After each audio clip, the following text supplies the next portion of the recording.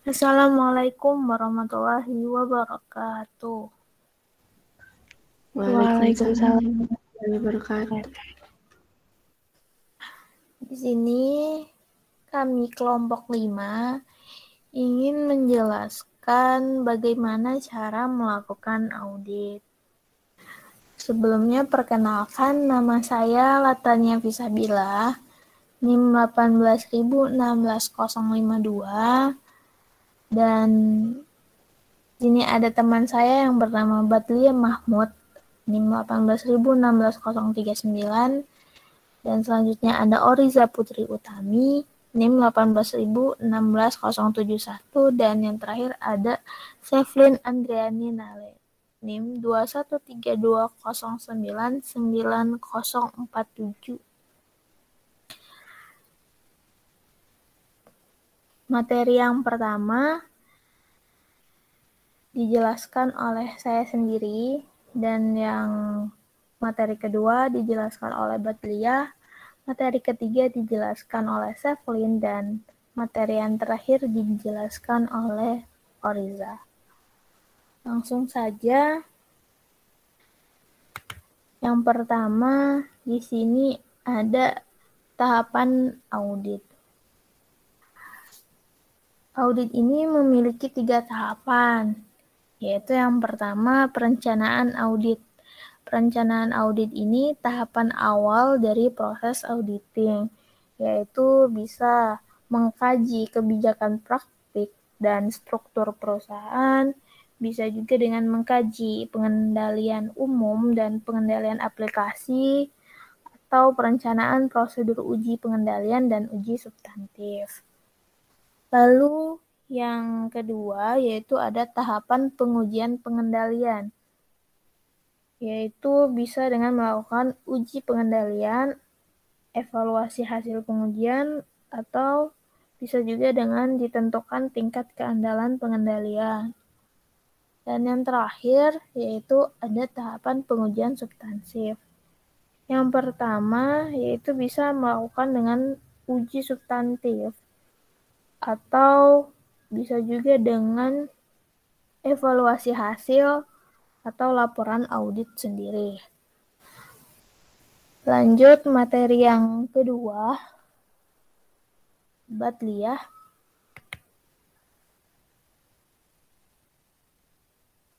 Baik, terima kasih. Selanjutnya saya akan menjelaskan tentang metodologi audit. Metodologi audit ini terbagi menjadi 8.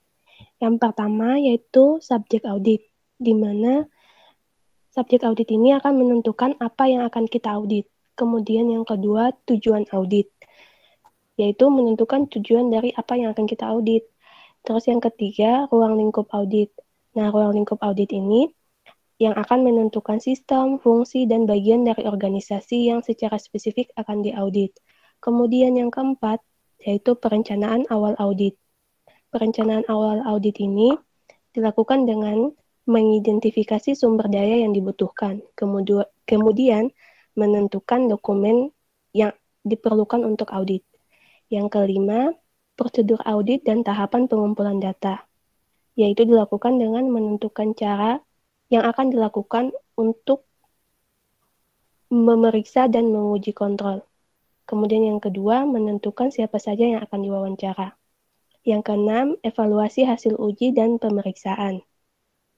Evaluasi hasil uji dan pemeriksaan ini akan dilakukan secara spesifik pada tiap organisasi. Yang ketujuh, prosedur komunikasi kepada manajemen. Dilakukan dengan mengkomunikasi hasil audit secara spesifik pada tiap organisasi. Dan yang terakhir yaitu yang kedelapan, penyajian laporan audit, yaitu dengan menentukan cara mereview hasil audit dan juga evaluasi kesahihan dokumen, prosedur, dan kebijakan dari organisasi yang diaudit. Mungkin itu saja materi yang dapat sampaikan. Materi selanjutnya akan disampaikan oleh Sevlin. Baik, materi selanjutnya yaitu alat dan teknik audit. Yang pertama, test tools. Test tools merupakan media dalam membantu auditor untuk sebagai teknik pengujian. Bentuknya biasa berupa pedoman atau prosedur SOP dan juga software atau GAS. Yang kedua, tes teknik. Proses adalah proses pengujian yang dilakukan untuk mencapai tujuan audit. Contohnya yaitu stratifikasi, analisis statistik, klasifikasi data, dan lainnya. Yang ketiga, teknik audit berbantuan komputer, yaitu komputer asisten audit teknik untuk membantu tugas auditor. Alat ini dapat berupa tool seperti Generalized Audit Software, yaitu program komputer yang dirancang khusus untuk data-data tertentu, terutama yang berkaitan dengan audit. Juga dapat digunakan untuk membantu tugas operasional lainnya. Yang kedua, Specialist Audit Software atau SAS, yang merupakan satu atau lebih program khusus yang dirancang oleh auditor agar sesuai dengan situasi audit tertentu. Berikutnya, sistem kontrol audit review file, ia berupa menempelkan software audit pada aplikasi untuk memonitor transaksi secara terus-menerus. Dan yang terakhir, Integrated Facilities merupakan beberapa data dummy ke dalam file transaksi real atau file produksi. Auditor dapat memproses data dummy tersendiri atau secara bersamaan. Selanjutnya, auditor membandingkan hasil proses sistem dengan hasil proses yang dilakukan auditor menggunakan data dummy. Terakhir, virtual transaction testing, yaitu pengujian sistem dilakukan dalam partisi yang berbeda dengan sistem yang diuji. Demikian materi yang saya sampaikan. Materi selanjutnya akan dijelaskan oleh teman saya. Selanjutnya, ada pengumpulan data dan penilaian bukti audit. Untuk prosedur penilaian alat bukti, yang pertama ada observasi atas kegiatan operasional perusahaan, lalu ada pemeriksaan fisik atas kuantitas, konfirmasi atas ketelitian informasi, mengajukan pertanyaan kepada auditor, mengkalkulasi atas perhitungan kembali informasi kuantitatif atas catatan atau laporan, pemeriksaan bukti atau dokumen, dan pemeriksaan analitis hubungan informasi keuangan dan operasional untuk ditindaklanjuti. Lalu ada kualitas bukti audit. Bukti audit dapat dikatakan berkualitas apabila bukti tersebut kompeten dan cukup. Cukup di sini berarti memadai dari segi kuantitas dan sesuai dengan tujuan audit yang telah ditetapkan. Lalu ada metode pengumpulan data. Yang pertama ada survei pendahuluan. Untuk mendapatkan gambaran perusahaan dan permasalahan yang dihadapi perusahaan, biasanya dilakukan survei pendahuluan.